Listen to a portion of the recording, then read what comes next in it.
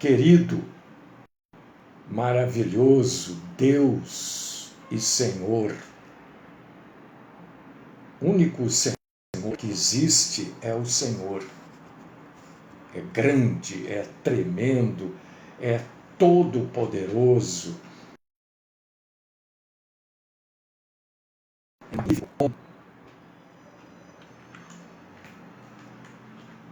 Amoroso Deus, Senhor, glorioso, nós te engrandecemos, nós te enaltecemos, nós adoramos o Senhor, nós buscamos todos os dias, Senhor, o teu perdão, porque sabemos que falhamos, a todo instante a gente falha, a gente erra, nós temos um alvo, pecar é exatamente isso. É uma boa definição de pecado. Errar o alvo. Nosso alvo é Jesus. Nosso alvo é o Senhor. E quando a gente peca, a gente erra o alvo. Perdoa-nos, ó Deus. Derrama sobre nós o teu santíssimo perdão. Fala conosco. Tem compaixão de nós. Livra-nos, Senhor, da mentira, dos mentirosos. Livra-nos, Senhor, dos hipócritas, dos falsos, daqueles que dão o tapa, escondem a mão. Ó Senhor, sê conosco e aceita-nos nesta manhã como adoradores do Senhor. Esta é a oração que eu deposito aos teus santíssimos pés e a faço no nome do Cristo Jesus. Amém.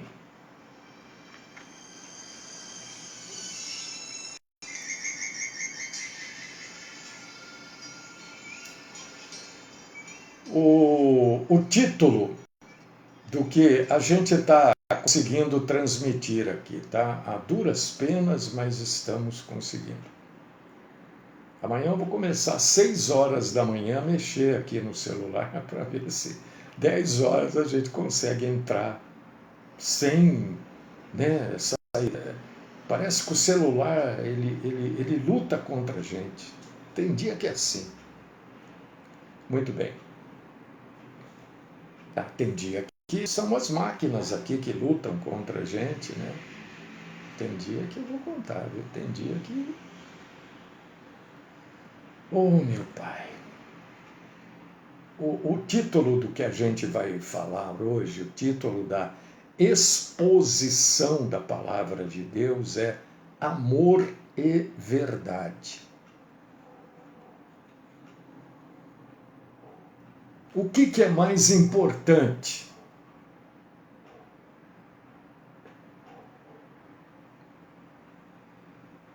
O amor ou a verdade? Vou fazer essa pergunta para você. O que é mais importante? Amor ou a verdade? Será que alguém se dispõe a responder o que é mais importante, amor ou a verdade?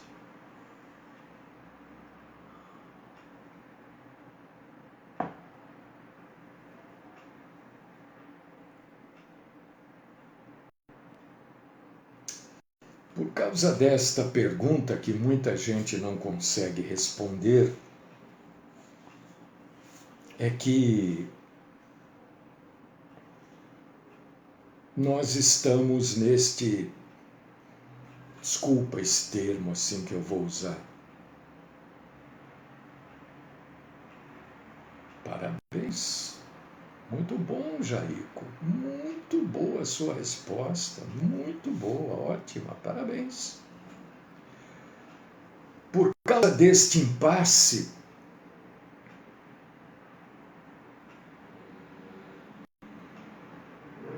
Porra, bom também, muito bom. É que a maioria dos ministérios, por causa deste impasse, a maioria das denominações estão neste bagaço pelo Brasil afora. Por causa desta dúvida. Tem gente que não consegue responder. Existem irmãos que não conseguem responder.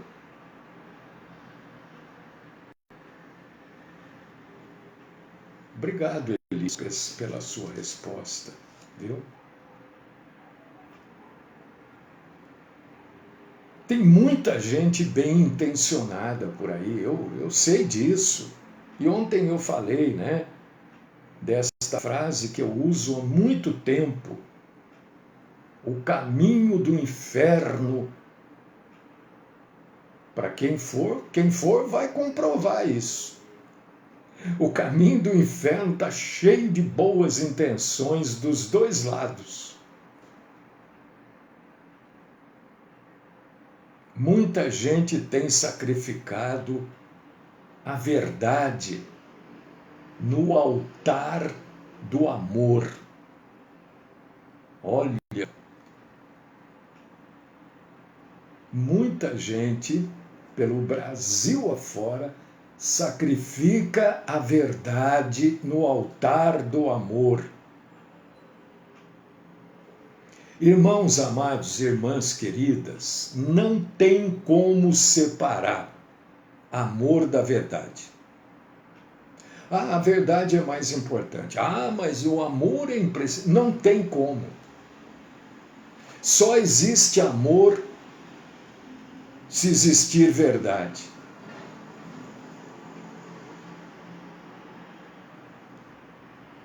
E se você abrir agora a sua Bíblia, e eu convido você, abra a Bíblia, leia. Porque eu estou falando aqui, de repente eu posso indicar uma referência bíblica errada, você me corrige, ora.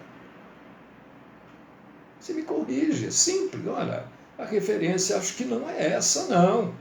Eu vou ter que arrumar aqui, porque eu posso escrever errado.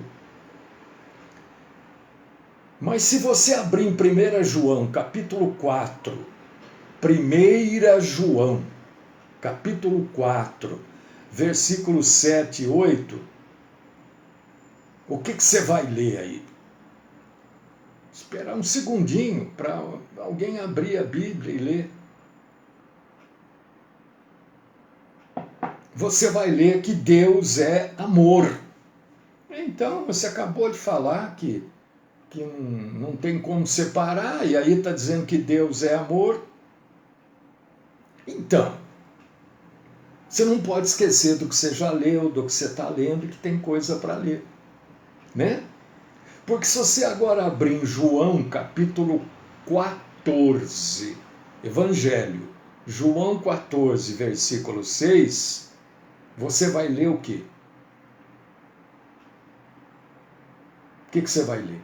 Que Deus é verdade. Então não separa. Amor e verdade tem que andar junto. Não pode separar.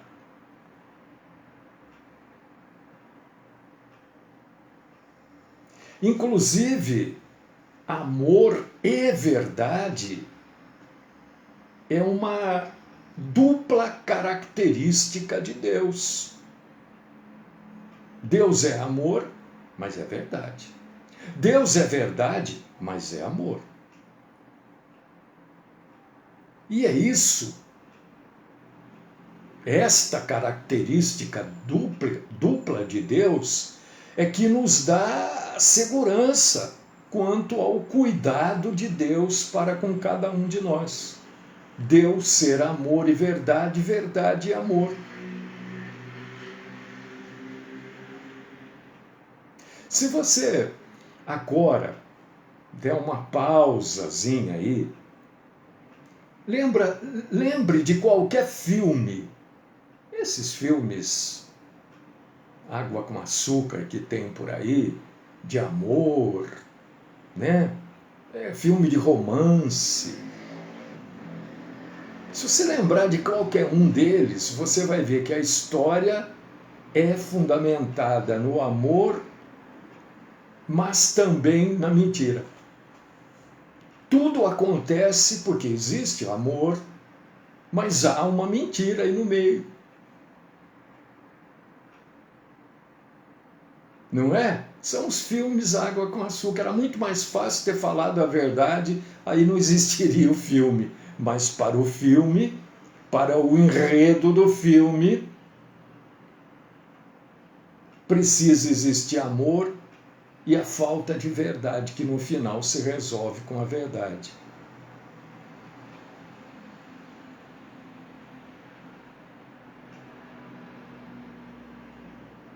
Deus demonstra para nós amor e verdade todos os dias, a todos os instantes da nossa vida. Eu não sei se você está me ouvindo, passando alguma dificuldade, alguma angústia, sofrendo com algum problema, com alguma coisa que você não consegue resolver. Eu não sei.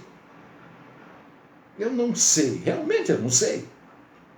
Eu posso saber da dificuldade de um ou outro, mas de todas as pessoas eu não sei. Mas Deus não vai separar da ajuda que Ele está te dando, ou vai dar, Ele não vai separar a verdade do amor, nem o amor da verdade. Porque Deus, a Bíblia nos diz isso, e você acabou de ler aí, 1 João 4, 7 e 8 e João 14, 6. Você leu uma carta de João e no Evangelho de João você leu que Deus dá a mesma ênfase ao amor que Ele dá à verdade. Nós é que mudamos isso. Nós, os seres humanos, às vezes não, na maioria das vezes a gente dá mais ênfase ao amor do que à verdade.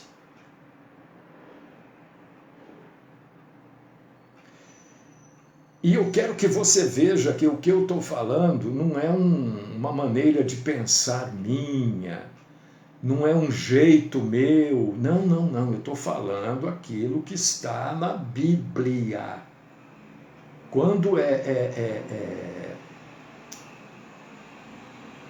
um jeito meu de pensar, eu digo, olha, isso aqui é o jeito que eu penso, é uma opinião minha, eu sempre deixo claro isso. Mas eu quero que você veja que isso daqui não é opinião minha. Eu quero que você abra a sua Bíblia em Marcos, Evangelho de Marcos, capítulo 10, versículos do 17 ao 22. É a história de um rapaz rico que procurou Jesus e perguntou para Jesus o que ele fazia ou o que ele poderia fazer para herdar a vida eterna. Jesus respondeu a este moço, a esse rapaz, com uma lista de exigências da lei. Por que Jesus fez isso? Para que ele se desse conta de que é impossível agradar a Deus através das obras. Por causa disso que Jesus elencou lá algumas coisas da lei. E esse rapaz, com a típica arrogância dos religiosos,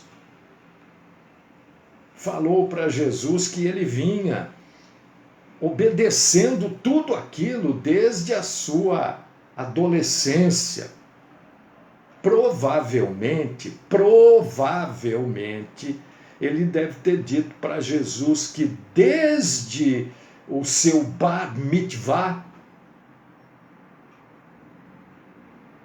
ele fazia tudo certinho.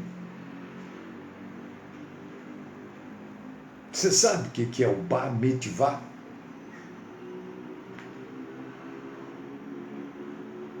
Bar mitvá é a idade em que o menino, 13 anos, passa a fazer parte e ter todas as responsabilidades da sociedade. Com 13 anos, o menino judeu, ele passa a fazer parte da sociedade e ter todas as responsabilidades. Isso é o bar mitvá. É uma cerimônia que todo rapaz de 13 anos passa por ela. Então ele estava dizendo que desde o bar mitvá, ele está cumprindo tudo certinho. E ele, ao responder isso para Jesus, que Jesus era de uma inteligência. Jesus é maravilhoso, né? E a gente aprende muito com Jesus.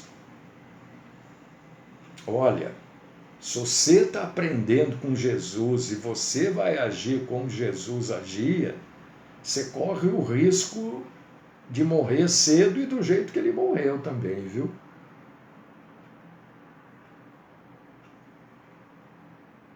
Jesus já sabia que ele estava mentindo.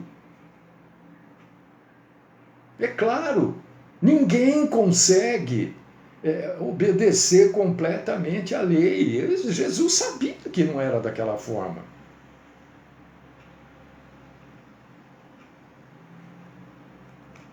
Você sabe por que Deus deu a lei para Moisés? Eu estou falando de amor e verdade, hein? Vamos lá. Precisa fazer essas perguntas às vezes. Por que Deus deu lá as tábuas da lei, lá, não sei o que, escreveu, né? Nas pedras, né? Que são chamadas de tábuas. Tábua para a gente é coisa de madeira, né? Mas no histórico bíblico, tábua é um lugar onde pode se escrever. Ali no caso foram pedras, né? Por que Deus deu a lei? Parabéns, Edgar. Parabéns. Oh, Edgar.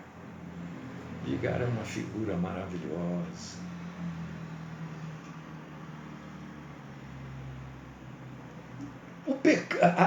A lei existe.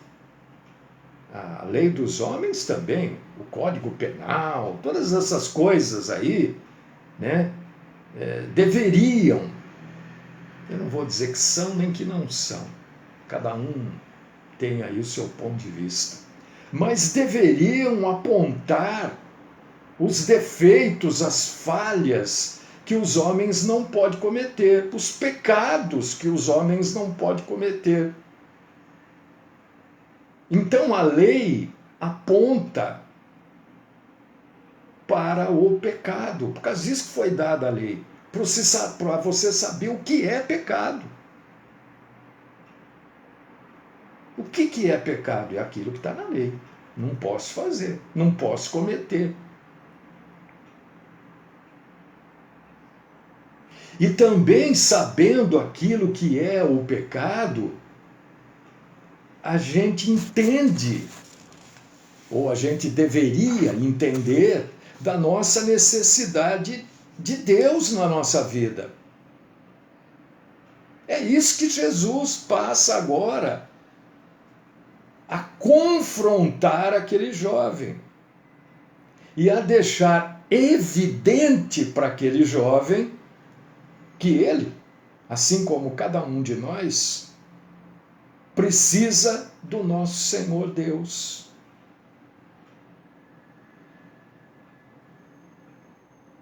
Por quê? Por que que a gente precisa de Deus? Porque a nossa justiça pessoal não é suficiente. Não é.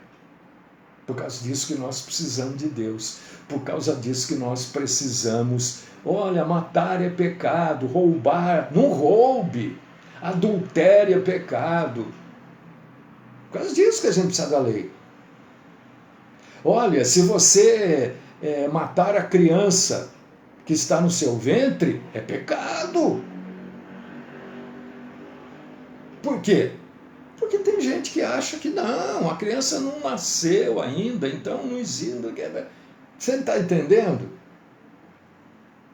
Tem gente que tem o pensamento distorcido, ou acha que quer ter um pensamento moderno. Não, aborto não é pecado, não, mas é uma vida. Como é que não é pecado? A gente já conversou sobre isso. E vez por outra a gente volta nesse assunto.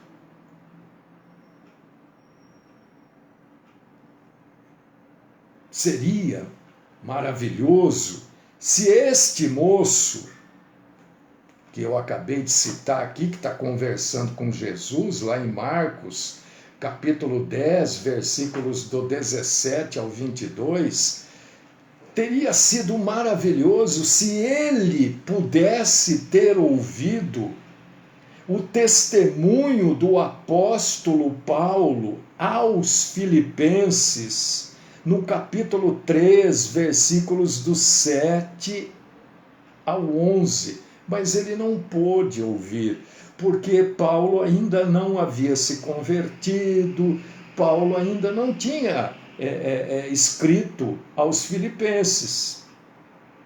Mas eu e você, nós podemos.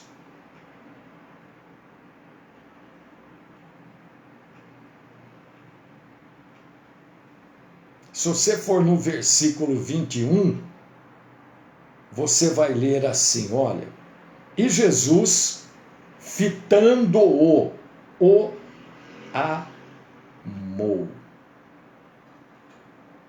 Tem gente, né, que quer, você vê, até hoje a gente luta, batalha, porque tem gente que diz, não, é que o jovem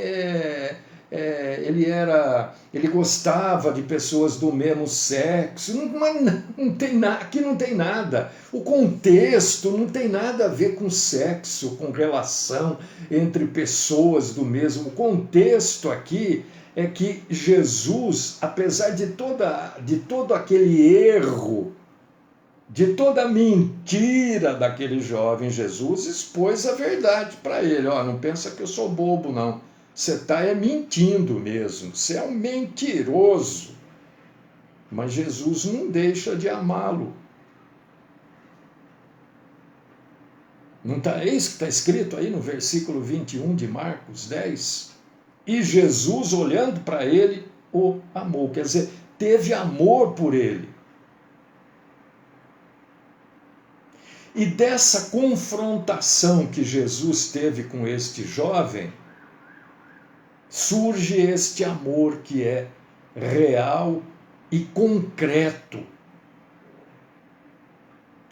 que Jesus manifestou por aquele rapaz. E desta passagem, Marcos 10, a gente vê que quem é cristão, não quem se diz cristão, né, mas é cristão. E ser cristão não é aquele que não peca, aquele que é certinho, não, porque aí a gente vai cair na situação desse rapaz aqui, né? A gente observa esse compromisso essencial que o cristão precisa ter. Qual é o compromisso essencial que o cristão precisa ter?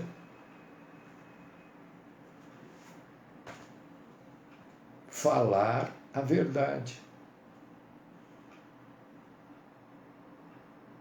E a gente às vezes fala a verdade porque a gente ama. Então a gente tem que falar a verdade. Não, você está agora tripudiando, você está... Não estou tripudiando, estou falando a verdade. Por amor, eu estou te falando a verdade. E algumas pessoas, né, transferem o seu erro para situações, para coisas aleatórias. A psicanálise estuda muito isso, e o exemplo que a psicanálise dá para isso é aquele jogador. Isso é um exemplo da psicanálise. Aquele jogador de futebol que vai bater o pênalti e erra o pênalti. Você pode observar? Observa! Aí ele começa a olhar para o gramado, para a chuteira. Ele começa a botar culpa na grama, que a grama estava alta, que o gramado está ruim, que ele escorregou. Ele nunca aceita o próprio erro, ele joga o erro para outra situação que não seja ele. Pode observar, o sujeito erra o gol, ele ora para o gramado, ele passa a mão na perna. Nós fazemos isso. Nós transferimos.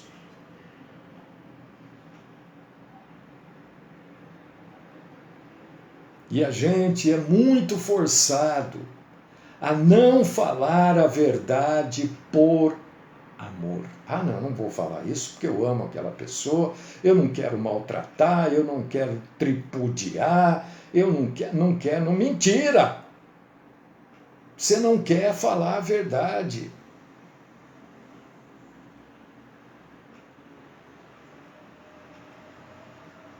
E isso a gente começa a aprender desde pequenininho. Quando a gente era lá, piquititico, a gente aprende. A pessoa te dá um negócio, uma coisa para você comer. Aí você come, gostou? Aí você, já pequenininho, para não chatear, para não entristecer a pessoa, você fala, bom, gostei, não, gostei mesmo, bom. Gostou nada? Diga, não gostei.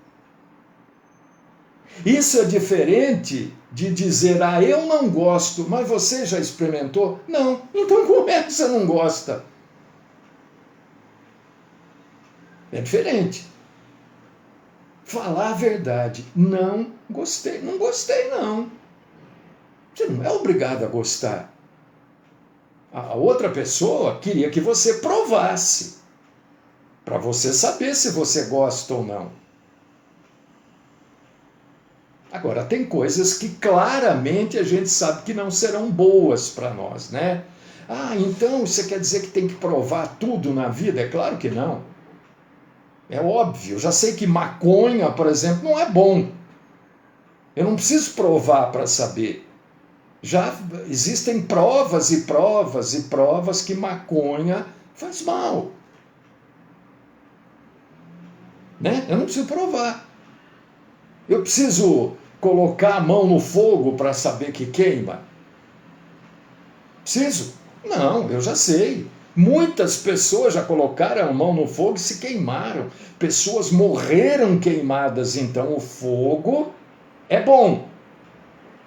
Mas não para eu colocar minha carne lá.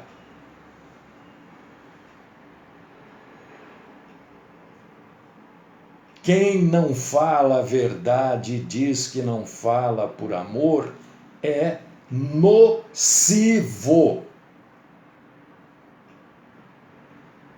Ah, não, eu não vou falar nada. Sabe por quê? Eu não quero me intrometer. Mentiroso. Pelo menos biblicamente. Bom, você fala assim, você xinga as pessoas. Eu não estou xingando, eu estou falando o que a Bíblia diz, ora. Tá vendo? Ai, ele me chamou de mentiroso. Mas você estava falando a verdade?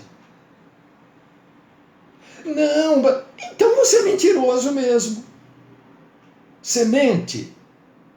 Então você é mentiroso mesmo. Por que você está tão milindrado? Você tem que deixar de fazer o que você faz de errado.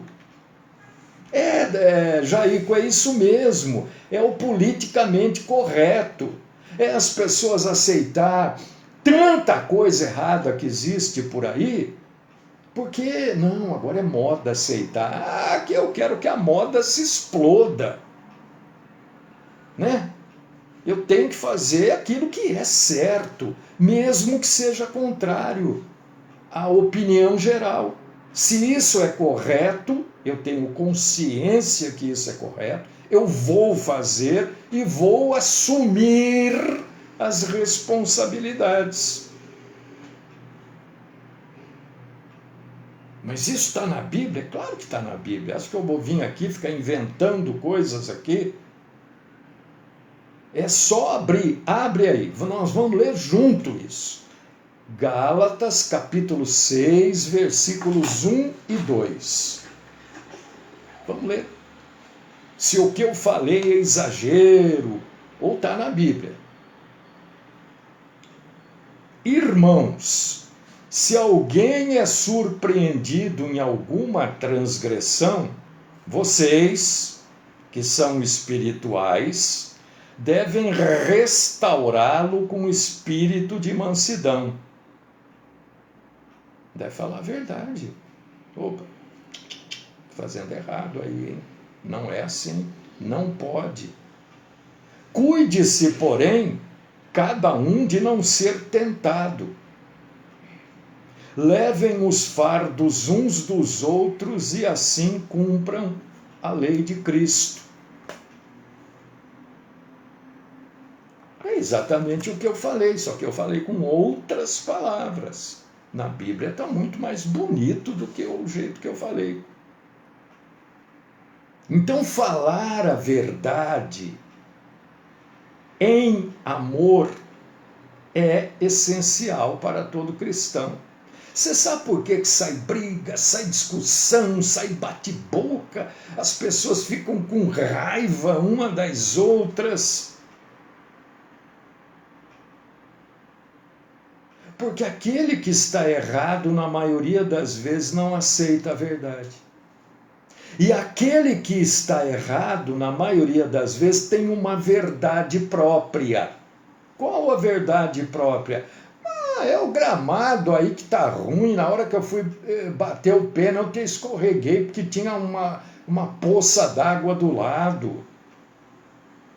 Ele não assume que ele errou.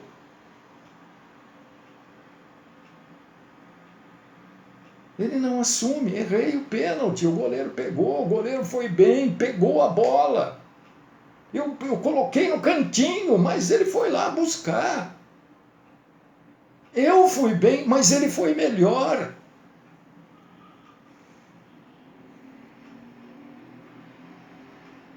E a gente precisa falar a verdade. Não se esquecendo. Falar a verdade é um negócio seríssimo. Porque quando você fala a verdade para os outros, você não pode se esquecer que você também tem pecado. Isso que é amar. Falar a verdade em amor, é isso. Não é o jeito que você... Ai, olha, eu quero te falar. Não é o jeito que você fala. Tem gente que diz, mas você fala também desse jeito. Mas não é o jeito. É o que está sendo dito. O jeito que você vai falar é de cada um. Um fala mansamente, o outro fala... Você sabe como que aquela pessoa é. Você sabe como é que ele vai falar. Uns levam 40 minutos depois da vírgula, né? Outros é vírgula e continua. A verdade tem que ser dita. Por quê? Porque o amor nunca pode ser separado da verdade. Se você, meu irmão, estou falando isso para você biblicamente.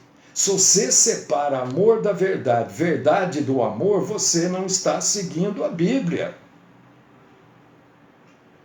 Se você ama alguém, você vai falar a verdade porque você ama.